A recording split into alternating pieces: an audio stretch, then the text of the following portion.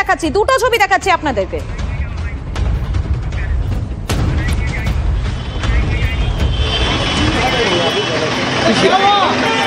এই মুহূর্তে যেমনটা জানা যাচ্ছে, থানায় এই মুহূর্তে সেনাবাহিনী আধিকারিকেরা তারা রয়েছেন এবং গাড়িটিকে সেখান থেকে নিয়ে যাওয়া হয়েছে।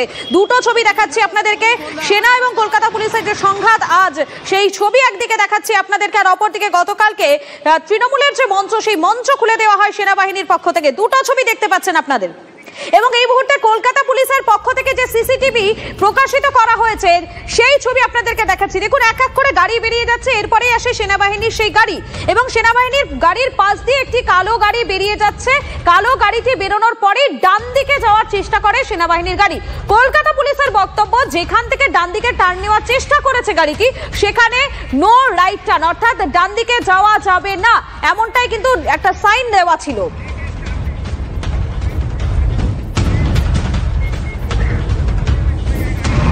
এবং এই মুহূর্তে লেটেস্ট আপডেট আপনাদেরকে জানাচ্ছি, এই সেনাবাহিনীর গাড়ি, সেই গাড়ি কিন্তু প্রিন্সেপ ঘাট থেকে সোজা ফোর্ট উইলিয়ামের দিকে গিয়ে ফোর্ট উইলিয়ামে ঢুকে গিয়েছে এই গাড়িটি বলে জানা যাচ্ছে। আরো একবার জানাই আপনাদেরকে, এই সকাল থেকে যে ঘটনা চললো, সেই ঘটনার পর ফোর্ট উইলিয়ামের গাড়িটি ঢুকে গিয়েছে। এই মুহূর্তে সেনাবাহিনীর যে ট্রাক, সেই ট্রাক ফোর্ট উইলিয়ামে চলে গিয়েছে, অন্তত এমনটাই জানা যাচ্ছে।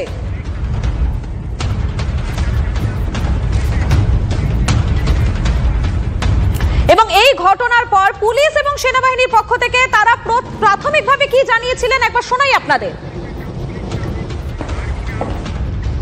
হঠাৎ করে লেনটা ভায়োলেট করে রাইট টার্ন করেন, যে কোনো পেছনে অনেক গাড়ি ছিল, সিপি সাহেবের গাড়িও ছিল।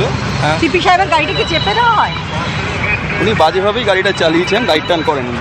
আচ্ছা, তারপর আপনাদের কথা শুনেছিল, নেমেছিল? হ্যাঁ, অবশ্যই, উনি তো গাড়িটা দাঁড়ানো। সিপি পুলিশ কমিশনারের গাড়ি কি পেছনে ছিল? সিপি সাহেবের গাড়িও ছিল, অনেক গাড়িও পেছনে ছিল। হ্যাঁ, মানে এটা কি মানে সিপি সাহেবের গাড়িতে লেগে যেতে পারতো, এরকম পরিস্থিতি তৈরি হয়েছিল কি? হ্যাঁ, আরও তো গাড়ি ছিল, অনেক গাড়ি ছিল, লেগে যেতে পারতো।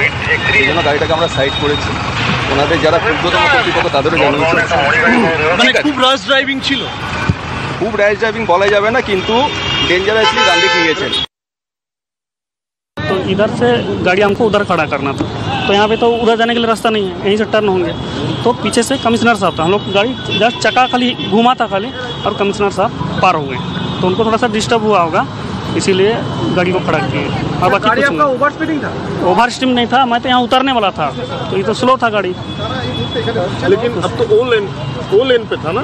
हाँ, तो यहाँ पे पार्टीशन है, हमको तो ना ध्यान नहीं पड़ा कि हमको तो इधर ही जाना है, रेड लाइट है, अगर रेड लाइट इधर खुल जाएगा तो गाड़ी इधर जाने वाला इधर चला जाएगा, वही था।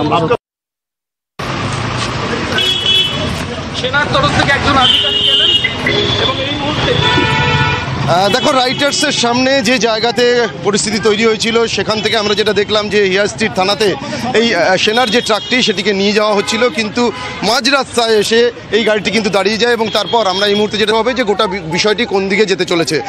তবে এই গাড়িটিকে যে নিয়ে যাওয়া হচ্ছিল, ট্রাকটিকে, সেই ট্রাকটিকে কিন্তু আপাতত এই রাজভবনের উল্টো দিকে, অর্থাৎ ডেকার্স লেন সংলগ্ন এলাকায়, এখানেই কিন্তু আপাতত রাখা হচ্ছে। এবং তারপর সুপ্রিয়ের যারা অফিসাররা এসছেন ইস্টার্ন কমান্ডের, তাদের সঙ্গে কলকাতা পুলিশের যারা অফিসিয়ালরা রয়েছেন তারা কথা বলছেন, এবং কথা বলার পরেই কিন্তু গোটা বিষয়টি স্পষ্ট হবে, অর্থাৎ কোনো আইনি পদক্ষেপ হবে কিনা বা সেনার তরফ থেকে কোনো পদক্ষেপ নেওয়া হবে কিনা। কারণ ইতিমধ্যেই তোমাকে কিছুটা সময় আগেই যেটা জানালাম যে লালবাজারের তরফ থেকেও কিন্তু ইস্টার্ন কমান্ডের যারা সিনিয়র অফিসিয়ালরা রয়েছেন তাদের কাছে, বা সেনার যারা অফিসাররা রয়েছেন তাদেরকে গোটা বিষয়টি জানানো হয়েছে।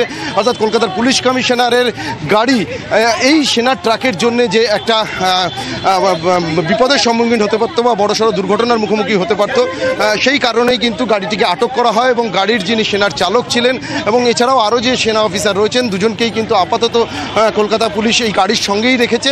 তবে সেনার যিনি অফিসার ফোর্ট উইলিয়াম থেকে এসেছিলেন, ইস্টার্ন কমান্ডের যিনি অফিসার, আমরা দেখতে পাচ্ছি তিনি আবার তার যে জিপসি গাড়ি